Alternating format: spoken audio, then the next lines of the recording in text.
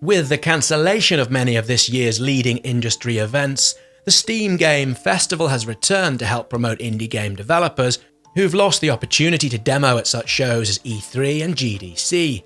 The festival runs until March 23rd and features more than 40 games in its roster. Some are well known, such as Recompile, Carrion and Spiritfarer.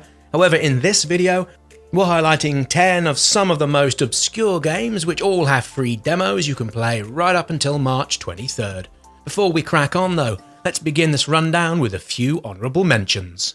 Looking likely to come out later in the year, Haven features a couple having escaped from their home world, having landed on what seems to be a human-free planet. The developers have jokingly described Haven as being a game that revolves around talking, drinking wine and kissing, although it's also coming with an exploration and JRPG-style combat system.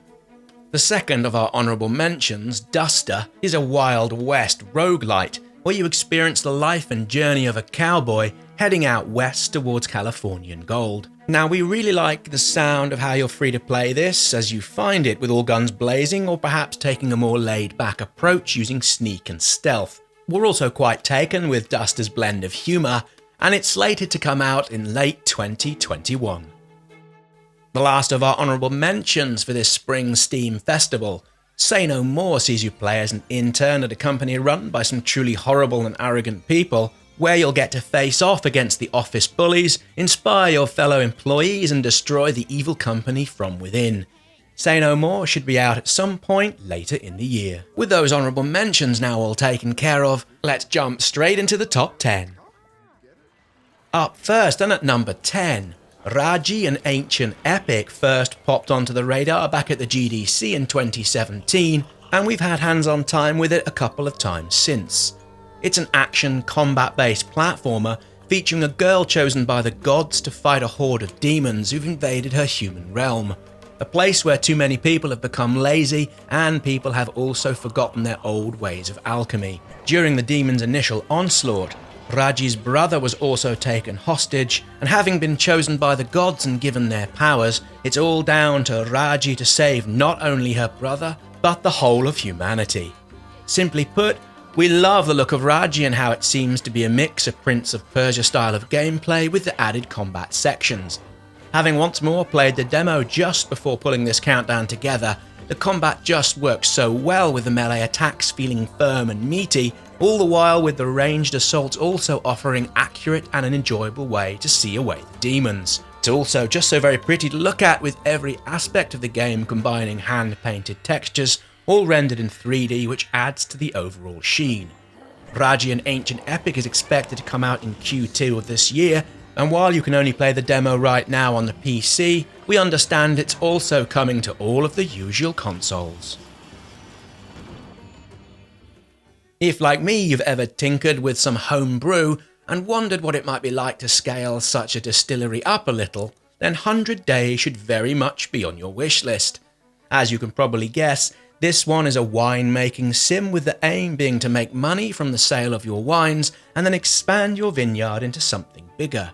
As you'd expect, before you're able to say cheers or your local equivalent, you need to select your soil, keep the vines free of weeds before harvesting, squashing the grapes, fermenting the juice, and then bottle them for sale.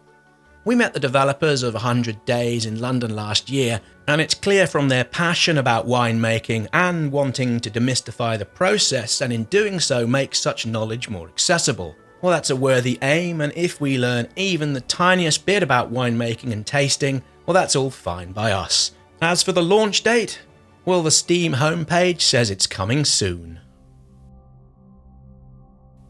Coming in at number 8, Moncage is a puzzle game that's based upon the perspective change cause and effect mechanic, similar to the features used in such classics as Vignettes and Gorogoa.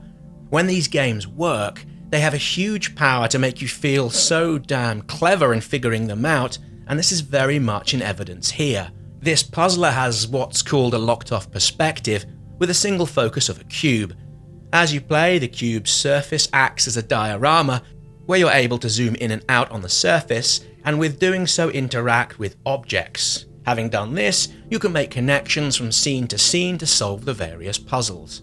It's very clever, a joy to look at and incredibly satisfying to play. If you like yourself a bit of Harvest Moon or Stardew Valley, Garden Story is well worth taking a closer look at. As could perhaps be expected, at its core, Garden Story is a social sim, with it also being an RPG adventure where you play as a sword-wielding little grape as you help out your neighbours, solve puzzles, make new friends, all the while generally trying to keep your little place of the world free from the horror that's known as the rot. All of this is also super cute, with the demo offering what the developers of Garden Story call a concentrated slice of what the full game will offer. We actually really just enjoy pottering around and generally letting time pass us by as we meet and get to know some of the other adorable looking characters. This could be a fine little gem within the farming genre, with a few twists here and there that make it just that little bit different. Garden Story is marked for a spring release. It's a good job you showed up when you did. Things were starting to get a little dicey up here on my own. At number 6 and coming out this April 23rd, Filament is another puzzle game we wanted to share, and like the earlier Moncage, it can make you feel so damn smart when things fall into place. However, in places though, it does have the power to be just that little bit vexing. Filament has you playing the role of an astronaut stranded aboard a spaceship, with you guiding a small robot-like bulb, i.e. the filament, through rooms where you need to wrap a cable around various objects, and in doing so, this opens up the next room.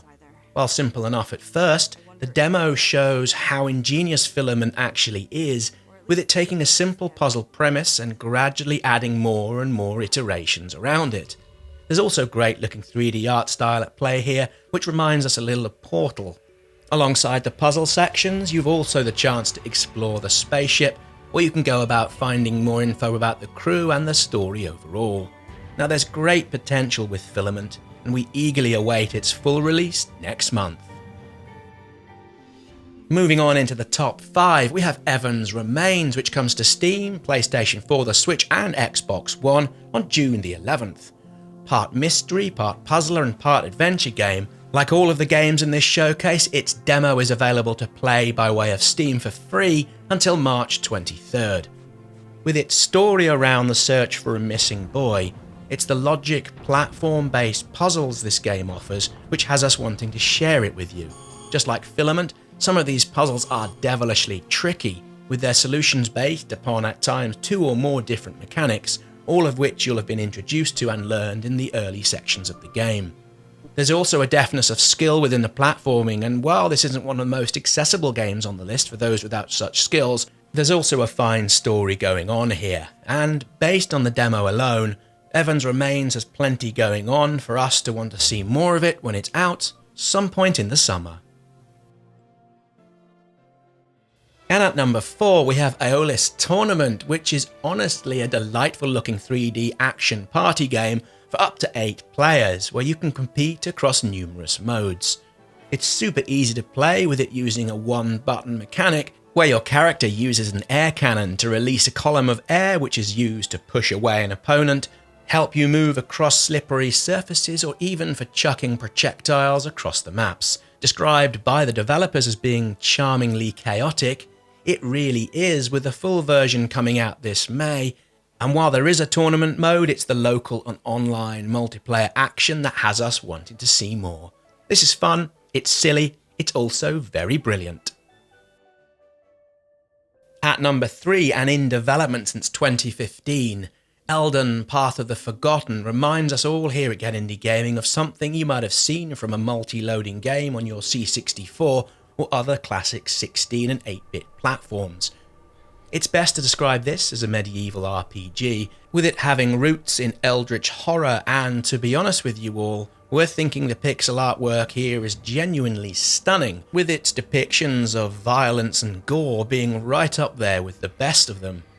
It's also pretty darn dark, and as others have already commented, it has the ability to make you feel decidedly uncomfortable. The combat, which is technical and at times ruthless, is also that little bit different, with an emphasis on parrying and counter strikes. Elden Path of the Forgotten has no firm release date, although it's one well worth adding to what's probably an already lengthy wishlist. Onwards and to the runner-up, a game we've spent a decent amount of time with already, and having spoken with the developer at such events as EGX in London, we really hope you pick up and play the demo. Stuffed full with British humour, Lord Winklebottom Investigates has you play as a pipe-smoking giraffe who happens to be the best and most gifted detective of the age. Naturally, you have an assistant, and in this case it's played by Dr. Frumple, your hippopotamus companion. It's a point-and-click puzzle adventure which has you finding clues from conversations and also picking up and collecting items you find during your in-game travels. Each of the characters and backdrops are hand-painted, and the story, perhaps naturally given the theme, draws its comparisons from the novels of Sherlock Holmes. All of this comes from a single developer, Charlotte Sutherland, who's previously worked for the likes of EA and Rare. Lord Winklebottom Investigates is expected out late this summer, and will come to home PCs and all of the current generation's consoles. Good lord. It's an abomination. Our number one game to play for free in this Steam Spring Festival is Chiccory, A Colourful Tale, which comes from the people who also brought us Wandersong and Celeste. Chiccory is all about a dog called Pizza, who happens to come across the renowned brush of the so-called Chiccory, a martyr artist who simply vanished in mysterious circumstances. The brush can give colour to what's normally a dull and drab world around you, and with its pastel colours and hues and whimsical puzzles to solve, we won't sugarcoat how much fun and how much we've enjoyed playing this demo and getting to know some of the characters in the game. There's a few sections in the demo that are truly surprising, with the game shifting in tone and temperament without really being aware such changes were about to happen. To say more would spoil such things, although if you do pick up the demo, we think you'll experience the same sort of feelings. Chiccory, A Colourful Tale is coming out possibly next year, and it's to be published by the always reliable folks at Finji. If you only choose to play one game in the Steam Spring Festival, perhaps make it Chiccory, A Colourful Tale. Many thanks for watching, and if you enjoyed the video, please hit that like button and subscribe to the channel, which really helps us grow and share such goodness with many others. If you've been playing or plan to pick up any of the demos, let us know in the comments. Likewise, if you've played any of the other games in the Spring Festival, particularly some of the lesser well-known titles. On that, all the best, and we look forward to seeing you all again here soon for more Get Indie Gaming videos.